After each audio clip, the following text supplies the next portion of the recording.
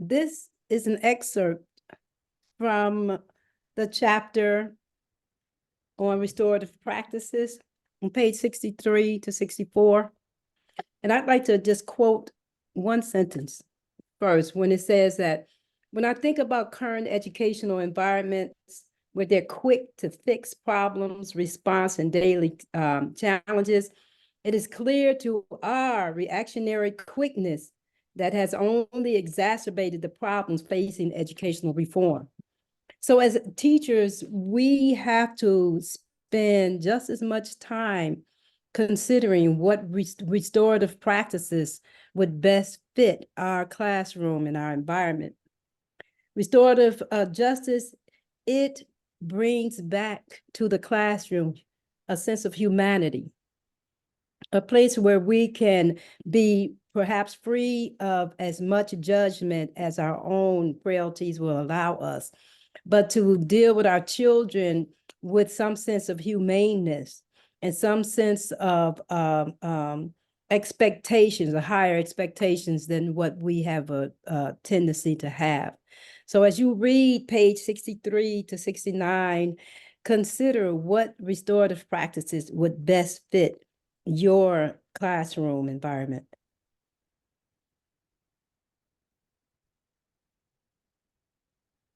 Hi again. Let me make a correction and say that restorative practices in this particular chapter is from page 63 to 64.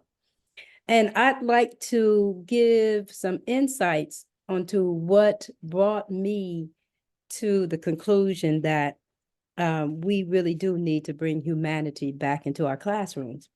But being a teacher, a history teacher at that, having 5 classes, and I found that with each classroom per period had its own dynamics.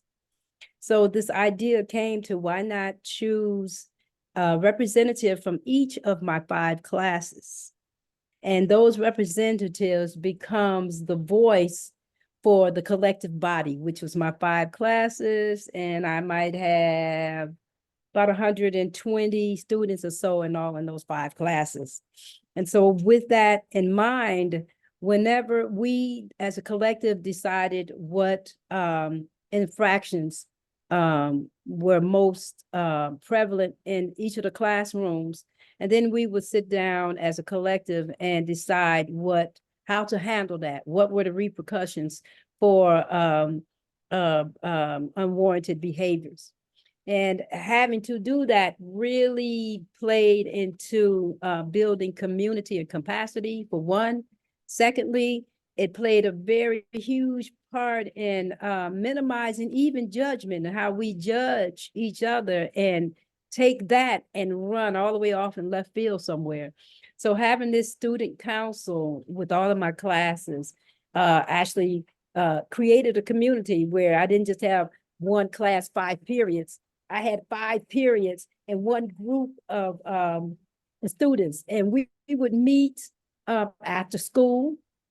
They would congregate to my room, or I would be able to lock down the library after school was over, and we would have a get together for my 5 classes.